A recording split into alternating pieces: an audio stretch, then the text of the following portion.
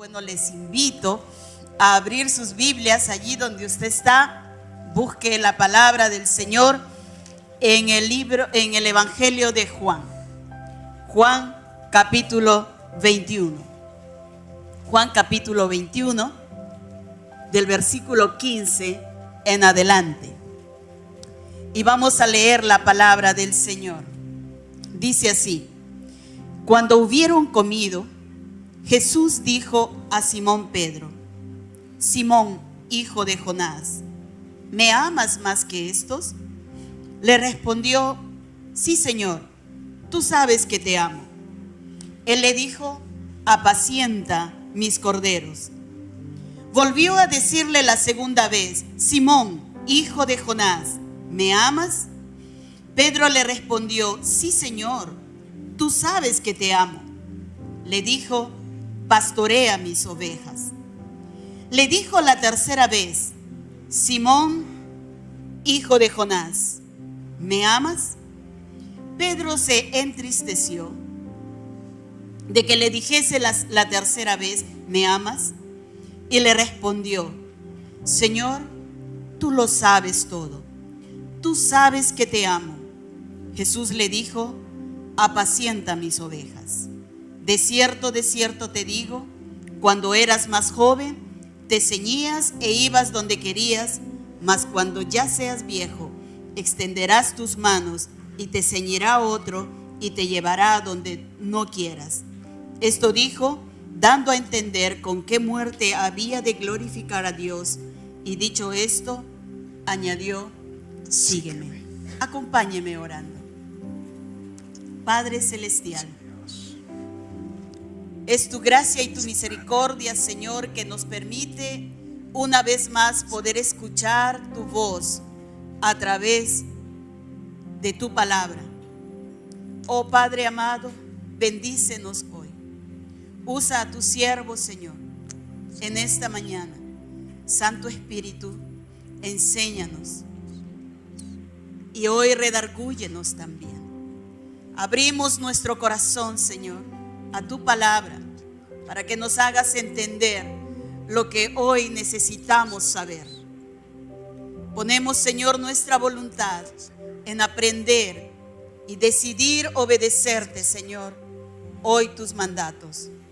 Bendícenos, Señor, te lo pedimos en el nombre de Jesús. Amén y amén.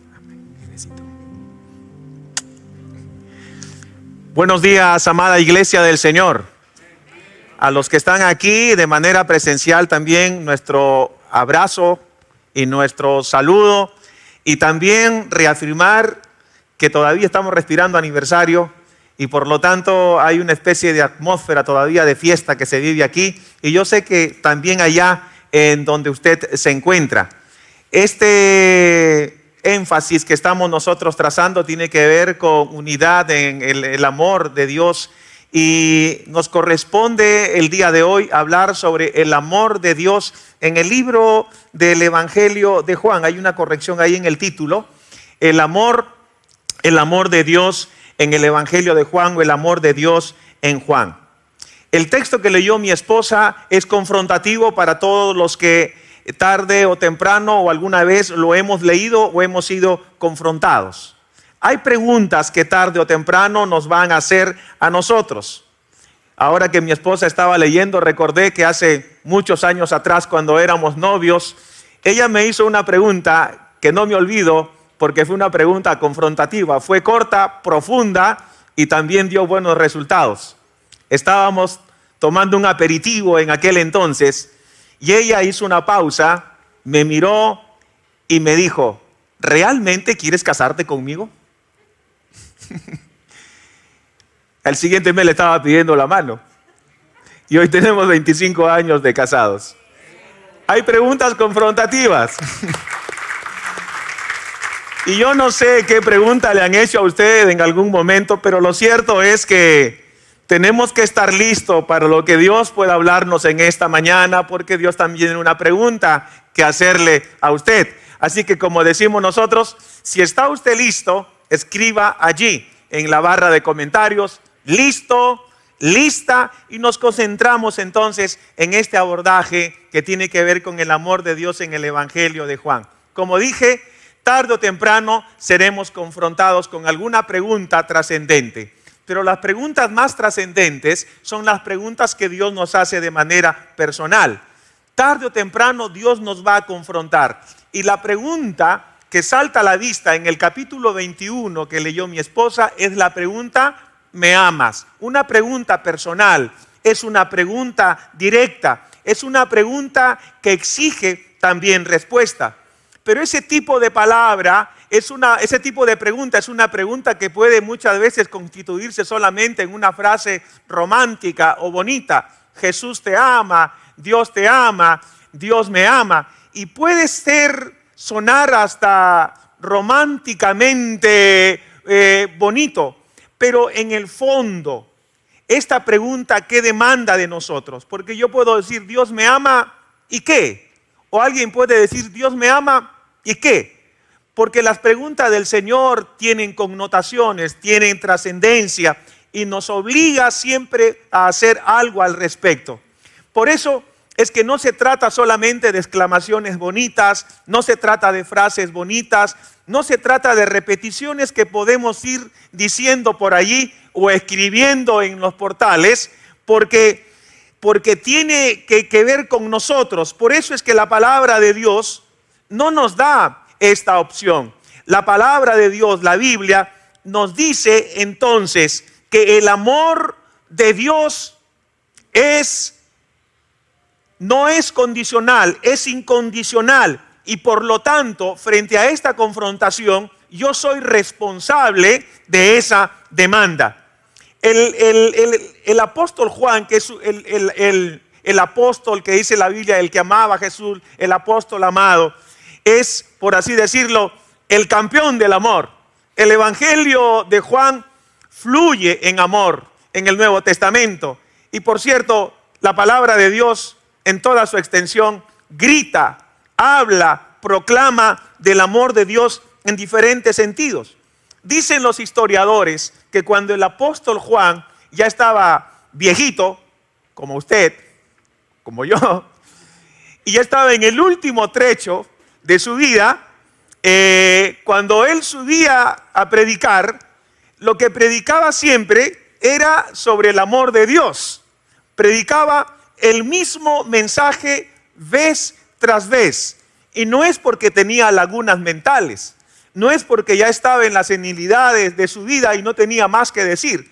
Lo cierto es que él había experimentado esta verdad en su vida, lo había transformado y él sabía que este mensaje era vital, era vigente, como en esta mañana, para recordar una vez más que esto es esencial, que siempre lo estemos recordando y siempre estemos también nosotros pensando en tomar una respuesta frente a la confrontación de Dios. Probablemente a alguien en la congregación de Juan le habrá dicho, otra vez el pastor va a hablar sobre el amor de Dios. ¿Habrá algo nuevo, pastor? Y eso me recuerda a lo que el mismo Juan dice en una de sus cartas. Un mandamiento nuevo os doy, ¿no? Que os améis los unos a los otros. Y repite, ¿no? Mirad cuán amor nos ha dado el Padre para que seamos llamados hijos de Dios. Dios es amor. Es decir, en los labios de Juan fluye el amor de Dios de manera realmente impresionante.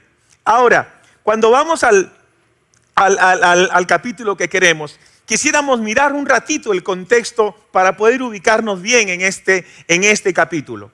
Hay un momento crítico en la vida de Jesucristo. Los que estudian los que van a la escuela de capacitación, entienden que Jesucristo en un momento de su vida, en Cesarea de Filipo específicamente, él va a decir algo que es fundamental.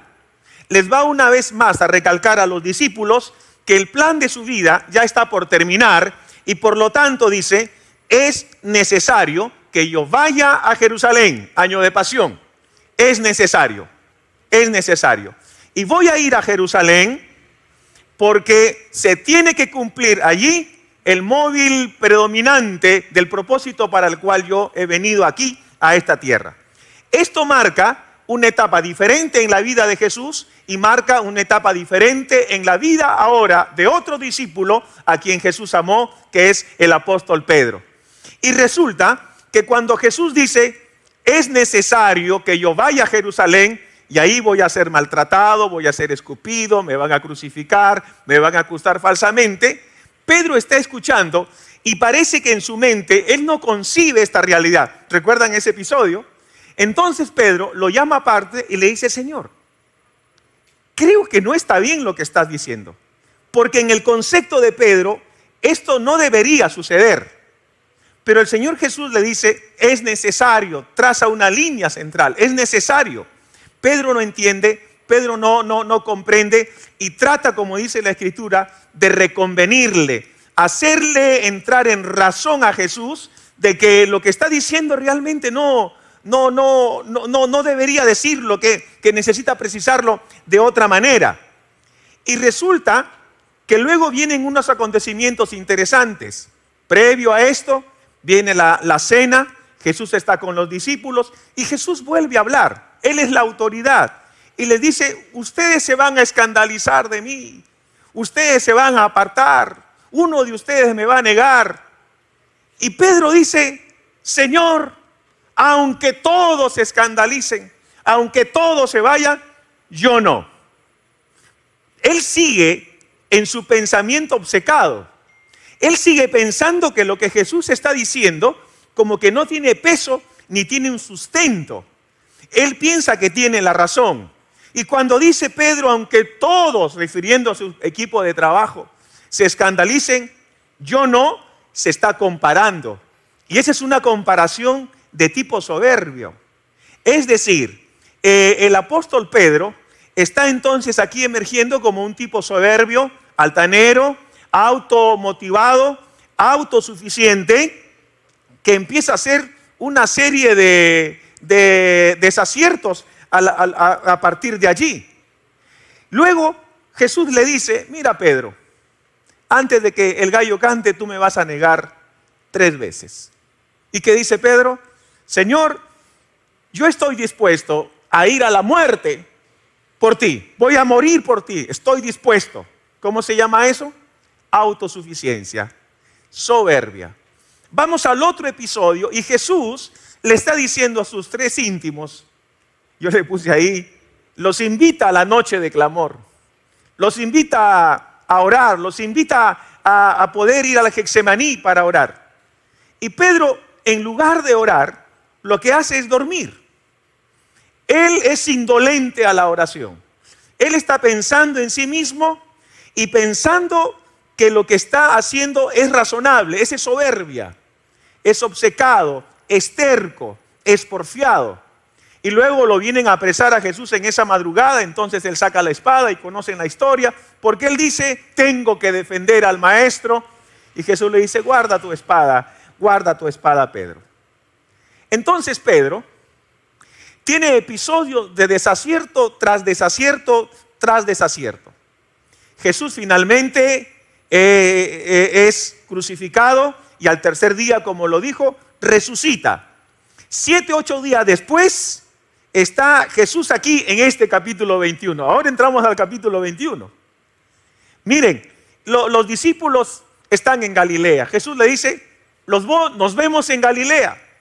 Ellos están en Galilea y aquí aparece el siguiente desenlace. Han estado tratando de pescar toda la noche, no pescan nada y empieza la siguiente fase. De pronto hay alguien ahí en la orilla, descubren que es Jesús, Pedro corre, Jesús los está esperando con un pescadito asado y luego le pide que traigan los demás y les invita un desayuno en esa relación de amor fraternal. Ya identificado Jesús, vamos entonces al versículo 15, porque Jesús en esa conversación personal con Pedro le hace una pregunta insólita.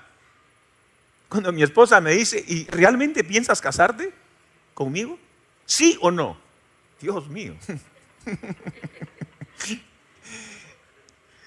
Entonces Jesús le hace una pregunta aquí, Pedro, pero que tiene connotaciones trascendentales.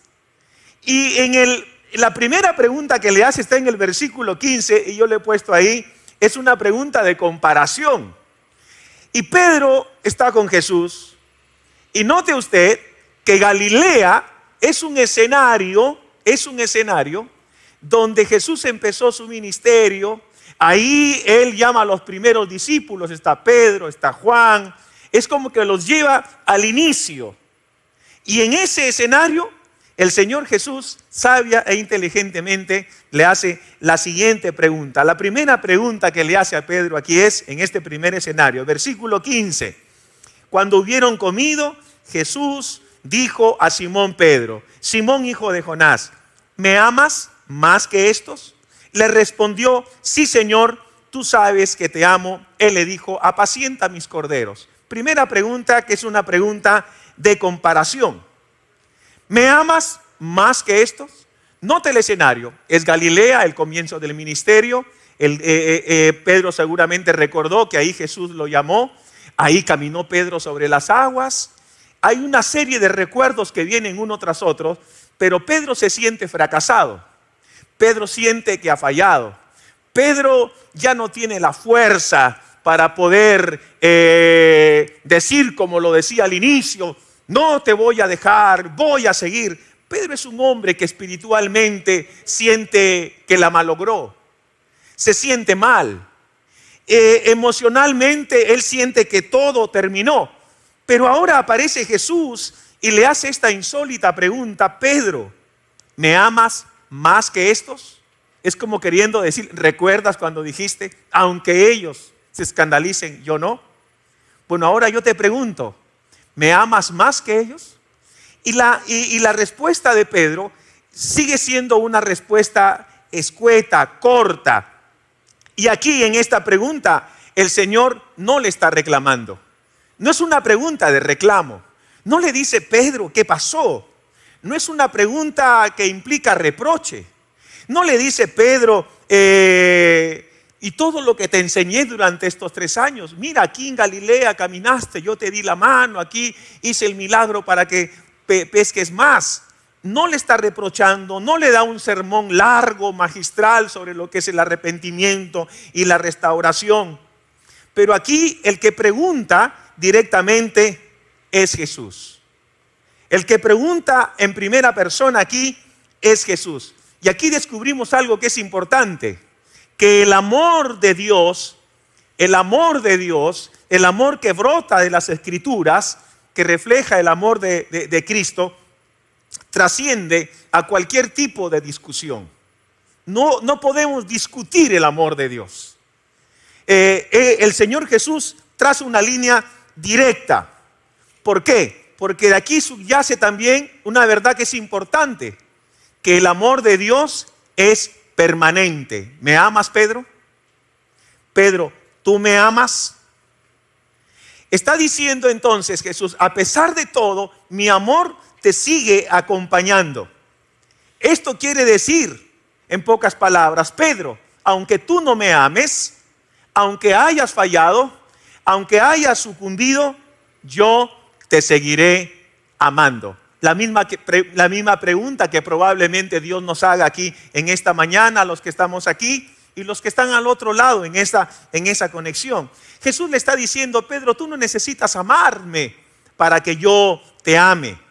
Tú no necesitas hacer algo más para que yo te ame, porque el amor de Dios es un amor permanente, es un amor que no tiene variación. A pesar de las circunstancias, yo te sigo amando. Preciosa conversación de aquella mañana frente al mar de Galilea. Inolvidables recuerdos para Pedro, pero también para nosotros. Esa pregunta sigue vigente para este tiempo. Pero Pedro no entiende, porque Pedro dice: sí, Señor, tú sabes que te amo.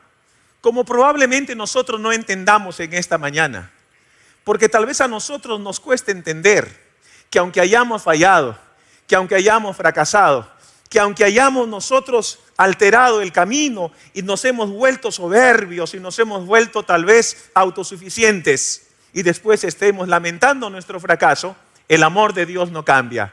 Dios nos sigue amando. Dios te sigue amando. Amén. Dios nos sigue amando. ¿Por qué? Porque el móvil del amor de Dios es la redención que está expresamente detallado en el libro de Juan. Por eso Jesús dice, porque de tal manera, escríbalo, amó Dios al mundo. Porque amar es dar. En esencia, amar es dar. Y también Pablo lo entiende cuando dice, no es que nosotros le hayamos amado primero a Dios, sino que Él nos amó y envió a su Hijo Jesucristo en propiciación por nuestros pecados. Lo sabemos, ¿verdad? Es Dios quien toma la iniciativa. Y me gusta cuando Juan dice en una de sus cartas, mira cuán amor nos ha dado el Padre para que seamos llamados hijos de Dios. Si eres hijo de Dios, dale un aplauso al Rey de Reyes y Señor de Señores. Juan está diciendo, qué lindo. Yo no lo entiendo, pero no podemos discutir lo que Dios ya ha establecido con un principio universal. Y el móvil entonces del amor de Dios es precisamente la redención. Por eso es que la Biblia nos grita del amor de Dios. La Biblia fluye acerca del amor de Dios. Pero aquí en esta pregunta hay algo más que nosotros podemos ver. Porque para amar hay que conocer. ¿Está de acuerdo usted conmigo? ¿Está de acuerdo conmigo? Ahí en los que están conectados. Para amar hay que conocer. Yo necesito conocer para poder amar, porque yo no puedo amar lo que no conozco. En esta conversación con Pedro, es una conversación íntima, es una conversación personal. Entonces, si yo quiero amar al Señor Jesucristo, que es la razón de mi vida, ¿dónde se revela Dios? ¿Dónde lo conozco? Es verdad, hay información historiográfica, hay volúmenes acerca de Jesús, pero el Cristo verdadero, el Cristo en esencia está revelado aquí en los evangelios. Por eso el evangelio de Juan en el versículo 31 del capítulo 20 dice, pero estas se han escrito para que creáis que Jesús es el Cristo, el Hijo de Dios, y para que creyendo tengáis vida en su nombre.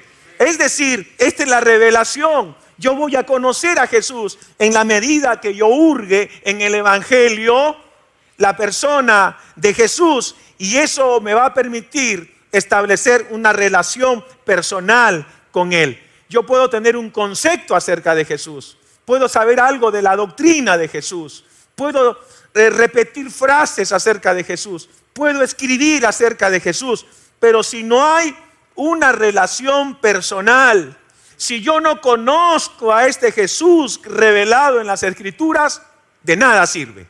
Seré un religioso más, seré alguien que está repitiendo. Y eso es lo que Jesús le está confrontando a Pedro.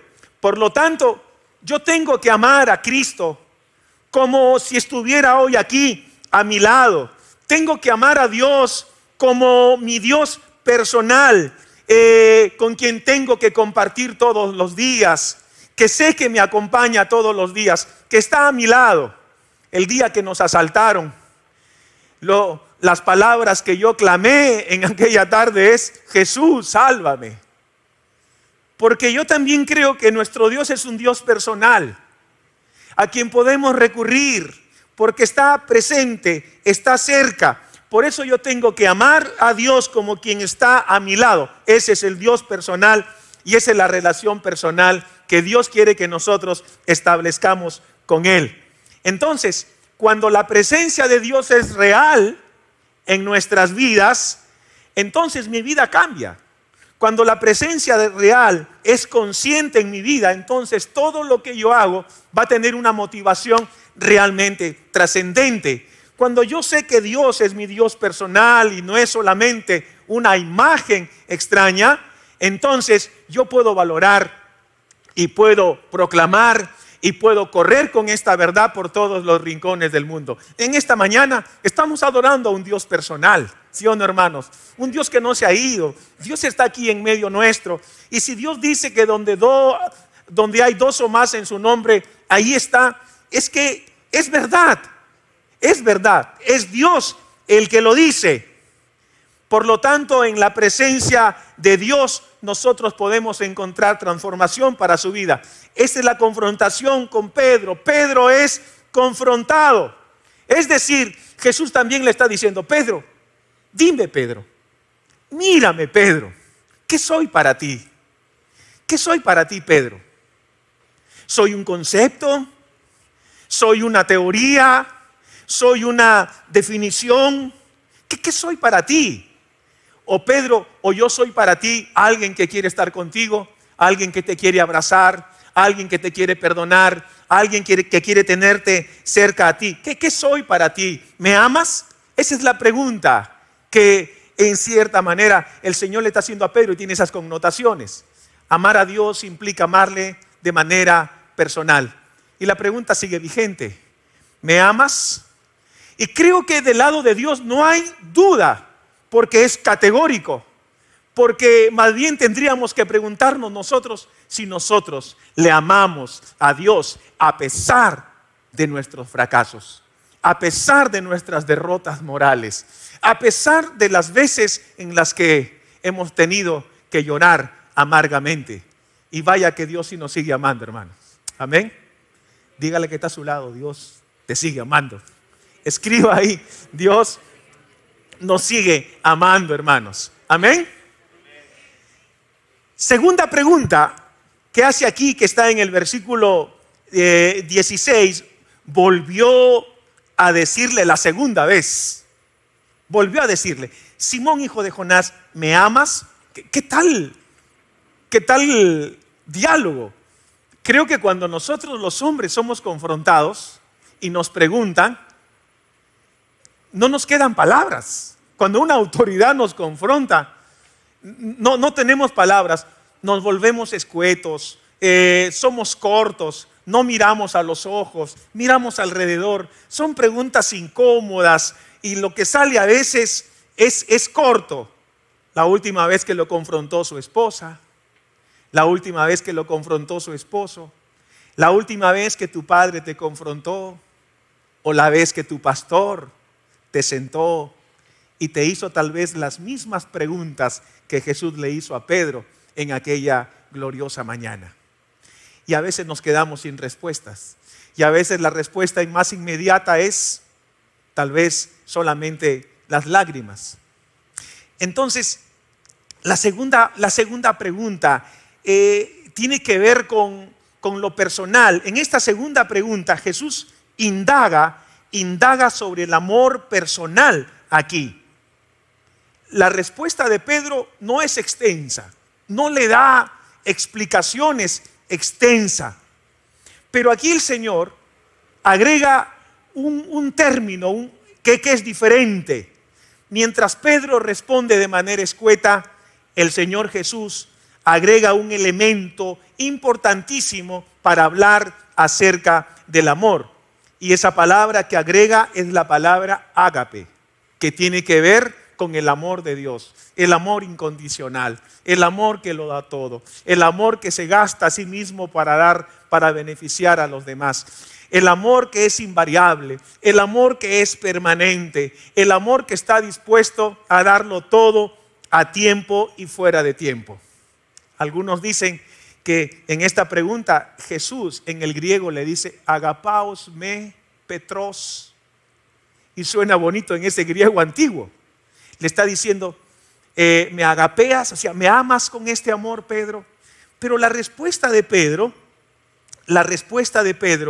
es una respuesta de un amor filos, un amor querendón. Pedro le está diciendo aquí: Señor, yo tengo afecto por ti. Es una simpatía profunda. Hay una relación muy especial. Señor, yo te quiero. O es como decir, te quiero. Ya no es una pregunta de comparación. Ya no le dice, ¿me amas más que estos? Ahora le está hablando directamente. Pedro, ¿me amas tú a mí en esa relación? ¿Me amas? Mira, los demás se fueron, pero no me negaron. Tú me negaste 3 veces. Y mira, Pedro, Está diciendo Jesús, aunque me niegues 3 veces, aunque me vendas como Judas, aunque tengas dudas como Tomás, yo te voy a seguir amando. Esto es maravilloso, hermanos. Amén. Yo te voy a seguir amando. Es una pregunta personal. Indaga en lo personal. Pero note usted que ahora, en la tercera vez que le pregunta a Pedro, el Señor Jesús baja al nivel de la respuesta que le da Pedro. Mira el versículo 17. Le dijo la tercera vez, Simón, hijo de Jonás, ¿me amas?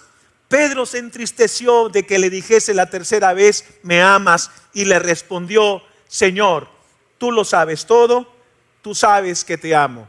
Y abajo va a decir Jesús, apacienta mis ovejas, apacienta mis corderos. Después de cada pregunta, Dios le va poniendo una tarea. Después de cada respuesta, viene una tarea. Pero aquí el Señor baja, por eso le hemos puesto la tercera parte, en la tercera pregunta, Jesús baja al nivel de la respuesta de Pedro. Jesús le está diciendo, Pedro, entonces, ¿solo me quieres? ¿Solo me aprecias? La relación que tienes conmigo solamente es una relación de simpatía, de afecto retributivo, circunstancial. ¿Eso es todo lo que tú sientes por mí? Y Pedro finalmente va a decir, Señor, tú lo sabes todo. Tú sabes que te amo. La misma pregunta que Dios puede hacernos en esta mañana. Es decir, el Señor no le da espacio a Pedro para que él pueda tal vez poner argumentos y dudas. Ya no es el Pedro soberbio, ya no es el Pedro autosuficiente, ya no es el Pedro parlanchín. Ahora es el Pedro que ha aprendido con el golpe del fracaso y de las batallas a entender que Dios, a pesar de todo, le sigue amando con este amor personal, con este amor directo. Por eso es que frente a la pregunta si nosotros le amamos, frente a la confrontación si realmente la iglesia le ama, si usted que está al otro lado le ama, mire, hay una responsabilidad. Porque yo no puedo andar por ahí diciendo que Dios me ama, Dios te ama y no estar comprometido con el servicio. El amor de Dios, mi amor por Dios me compromete a servirle. Por eso Jesús le dice, apacienta mis corderos, apacienta mis ovejas. Y Dios tenía una tarea para Pedro. Lo vamos a ver en Hechos a Pedro, primer pastor de la iglesia primitiva predicando. Es impresionante. Pero aquí Dios le está diciendo, yo tengo una tarea para ti, Pedro. Mi visión por ti no ha cambiado, Pedro. Dios te quiere usar para cosas maravillosas como a usted también. ¿Por qué? Porque Dios tiene tareas específicas para cada uno. Amén. Dios tiene una tarea para ti. No importa dónde hayas caído, no importa el fracaso en el que te encuentres, Dios tiene todavía los brazos extendidos para poder acercarnos a Él, limpiarnos y darnos una vez más la tarea gloriosa de seguir sirviéndole en donde quiera que nosotros nos movamos. Todos tenemos tareas para cumplir. Amén, hermanos. Indistintamente. Y aquí hay una concentración preciosa de líderes y hermanos que están sirviendo al Señor y durante estos años como iglesia aquí en Cono Norte. Todos tenemos tareas que cumplir. Miren, hermanos, y todos las vamos a cumplir en la medida que nosotros amemos a Dios en esa relación personal que Él exige todos los días. Amén, hermanos. En esa relación de amor cercano que nos invita a conocerle más. Y si Dios me dice que me ama, entonces yo tengo que acercarme postrado, reconociendo que le necesito, reconociendo que sin Él yo no soy nada. Amén, iglesia. ¿Estás consciente de que Dios te ama? Y no es que Dios va a bajar para decirte me amas. Dios puede usar a tu padre, Dios puede usar a tu pastor, Dios puede usar a un líder de la iglesia, Dios puede usar a quien Él quiera y te lo va a repetir tantas veces sea necesario. Porque no hay mejor lugar que estar en los brazos y en el regazo de nuestro Señor, que nos ama a pesar de lo que somos. Amén. Porque cuando nosotros realmente aprendemos a amar al Señor, cuando nosotros aprendemos a buscar a Dios en esta relación, cuando a pesar de que amamos al Señor y nos sentimos tal vez derrotados, podemos entender que este Dios personal se acerca a mí para darme la mano. Puedo estar como el samaritano que estuvo apaleado luego de que le robaron, que estuvo en el camino, pero cuando hay esta conexión personal, vamos a saber que Él viene para ayudarnos. No importa si estás pasando una situación de dolor, no importa si tal vez estás siendo apaleado en estos momentos, zarandeado, este Dios personal está listo para tomarte de la mano y decirte una vez más que te sigue amando, que nos sigue amando. Por eso damos gracias a Dios, porque durante todos estos 23 años el amor de Dios ha sido derramado de tal manera que realmente hemos visto milagros y milagros portentosos, de los cuales somos testigos de lo que hemos visto y oído, como dice Juan. Entonces Pedro llegó a Galilea desanimado. Pedro llegó a Galilea pensando que hace 7 días había negado al maestro. Pedro llega a Galilea sin fuerzas para seguir, porque pensó que ya ahí terminó. Es más, le dijo a sus discípulos: muchachos, vamos a pescar. Y se olvidó de que Jesús le dijo: te voy a hacer pescador de hombres, ya no vas a trabajar en eso. Y puede ser que Dios te esté llamando también, así como Pedro, para esa demanda. Entonces, cuando Pedro dice vamos a pescar, él está en cierta manera sellando que ha fracasado. Por eso es que Jesús se acerca en esta memorable y gloriosa mañana y le dice: Pedro, ¿me amas? Y eso es lo precioso. Se acercó a Pedro para levantarlo. Se acercó a Pedro para decirle: todavía tengo planes para ti. Se acercó a Pedro para decirle: Pedro, estoy pensando en ti, para que abras las puertas del reino y prediques el evangelio del reino a los gentiles. Él no lo sabía en esa dimensión, pero Pedro finalmente se rinde al Señor. Mis amados hermanos, el amor de Dios no tiene comparación. El amor de Dios no está sujeto a las circunstancias. No sé si usted se siente fracasado como Pedro en esta mañana. Yo me sentí así hace muchos años. Y yo quiero dar gracias a mi pastor que está aquí en esta mañana, porque Dios lo usó para confrontarme así como Pedro y darme una vez más, a través de las palabras de su siervo, la oportunidad de volver a servirle.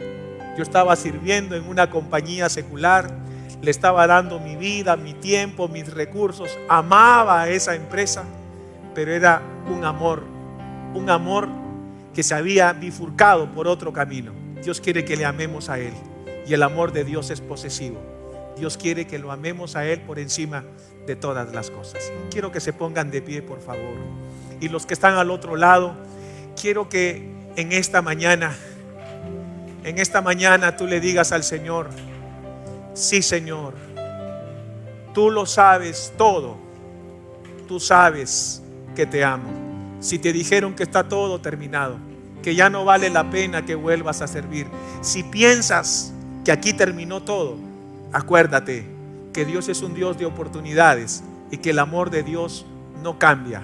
El amor del Señor siempre es un amor que nos va a levantar de donde nosotros nos encontremos.